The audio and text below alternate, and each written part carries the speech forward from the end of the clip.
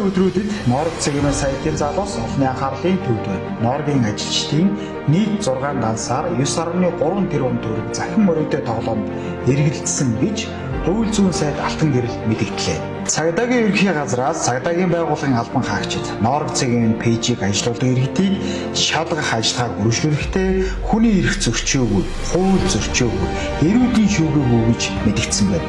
Мөн дээрх асуудалтай холбогдуулан улсын хурлын эмэгтэй гишүүд байр сууриа илэрхийллээ. Улсын хурлын гишүүн Баярмаа Норвегийн залуус хууль бус үйл ажиллагаа явуулаад бандсандаа баахан өөрөө үзүүлээрээ эцэст нь нөгөө 3 өсөлттэй компанитай холбож харлууж байна гэж. Харин улсын хурлын гишүүн Цэнгүү нэг эрг дагц үндэсний эрх нэгдлийг өснүүлэх хэмжээний үйл ажиллагаа хийн гэдэгт итгэх аргагүй гэж.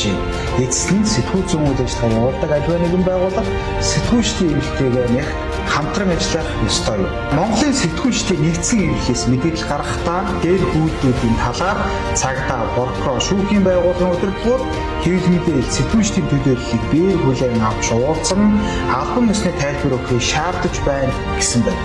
Дарангууллыг эсэргүүцэж шудраг ёсны төлөө дуу хоолойгоо өргөж буй эргэн бүрт талархав.